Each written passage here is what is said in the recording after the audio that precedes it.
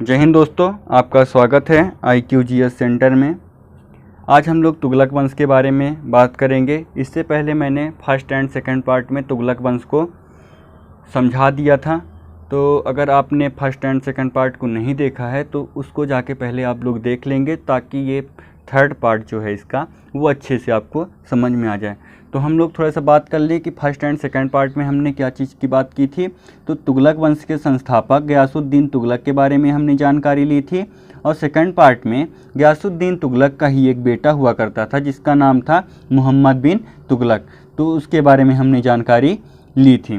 तो first and second part अगर आपने नहीं देखा है तो आप लोग उसको देख लेंगे और चैनल को सब्सक्राइब भी कर लेंगे। सेकंड पार्ट में हमने कुछ क्वेश्चन को छोड़ दिया था, तो उसको थोड़ा सा पहले डिस्कस कर लेंगे। इसके बाद थर्ड पार्ट में फिरोज़ शाह तुगलक के बारे में जानकारी को लेंगे। चलिए, जो क्वेश्चन छूटे हुए थे उसको थोड़ा डिस्कस कर लें।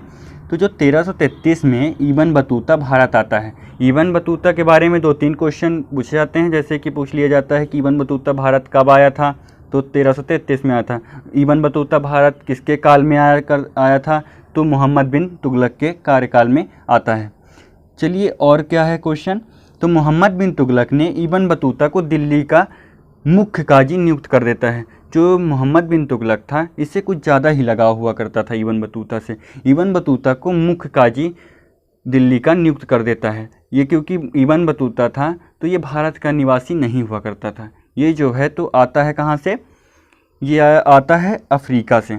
अफ्रीका से आता है, ऐसे दिल्ली का मुख्य काजी नियुक्त कर देता है। दिल्ली का मुख्य काजी इब्न बतूता कौन नियुक्त करता है, तो इसका क्वेश्चन का जो आंसर होगा वह मोहम्मद बिन तुगलक होगा।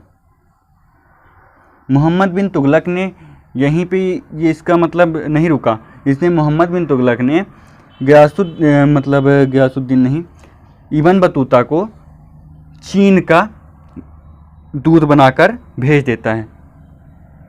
चलिए, अब चलेंगे फिरोज़ शाह तुगलक के पास। फिरोज़ शाह तुगलक के बारे में थोड़ी जानकारी ले लेंगे।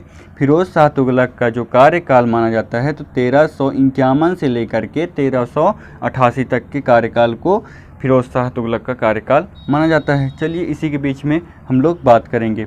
फिरोज़ शाह तुगलक ने सबसे बड़ा काम करवाया। फिरोज़ शाह तुगलक ने सती प्रथा को बंद करने में सफल हो गया था। इससे पहले हमने देखा है कि जो मोहम्मद बिन तुगलक था वो भी सती प्रथा को बंद करना चाहता था, लेकिन वो बंद करने में असफल हो जाता है। तो फिरोज़ शाह तुगलक जो बचा हुआ कार्य था, ये बचा हुआ कार्य को ज़्यादा पूरा करता है। आप लोग ऐसे समझ सकते हैं, फिरोज़ शाह तुगलक जो नाम का व्यक्ति है वह बचे हुए कार्य को ज़्यादा पूरा करने की कोशिश करता है। तो फिरोज़ शाह तुगलक ने सती प्रथा को बंद करने का काम किया था, और फिरोज़ शाह तुगलक ने दीवान खैरात नाम की स्थापना की थी। दीवान खैरात विभाग क्या है उसके बारे में थोड़ी जानकारी ले लेते हैं हम लोग। फिरोज़ शाह तुगलक ने दीवान खैरात विभाग की। तो खैरात विभाग ऐसा माना जाता है कि ये जो व्यक्ति था ये हिंदू और मुस्लिम और सिख ईसाई जितने भी यहाँ पे रहा करते थे व्यक्ति, उनको खुश करने में लगा रहा करता था। तो इसने दीवान खैरात मतलब जो गरीब लोग हुआ करते थे तो उनके लिए ये फ्री में, मुफ्त में राशन देने का काम किया करता था। फिरोज़ शाह तुगलक ने दीवान बदगान नामक स्थापना करवाई। दीवान बदगान की स्थापना करवाई। ये दीवान बदगान क्या है, ये दीवान बदगान नाम का जो स्थापना करवाता है ये, इसमें कहा जाता है कि इसके कार्यकाल में 1,80,000 से ज़्यादा गुलाम रहा करते थे। तो जहाँ पे ये गुलाम रहा करते थे उसी जगह को बदगाने कहा जाता था, दीवाने बदगान कहा जाता था। तो इसने एक और चीज़ की स्थापना करवाई, लोक निर्माण विभाग की स्थापना करवाई। ये लोक निर्माण विभाग क्या है, आज के टाइम पे आप समझ सकते हैं पीडब्ल्यूडी का काम क्या होता है कि जो टूटा फूटा हुआ सामान है उसको सही करना।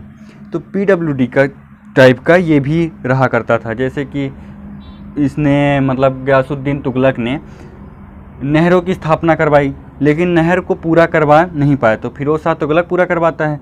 तो उसको काम करने के लिए कुछ कर्मचारी चाहिए ना, तो इसलिए उसने लोक निर्माण विभाग की स्थापना करा दी थी।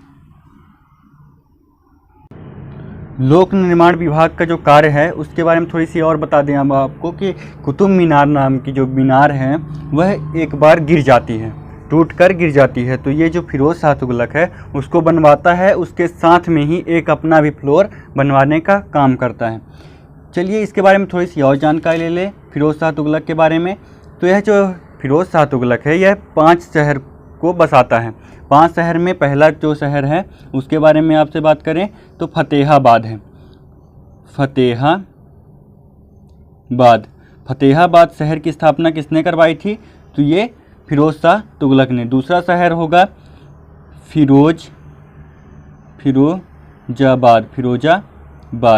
फिरोजाबाद शहर की स्थापना किसने करवाई थी?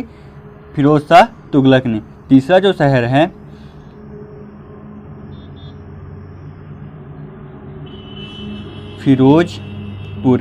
फिरोजपुर की स्थापना किसने करवाई? तो ये भी फिरोज़ शाह तुगलक ने। इसने जौनपुर शहर की स्थापना भी इसी ने करवाई थी और हिसार की भी इसने स्थापना करवाई थी। जय हिंद, जय भारत।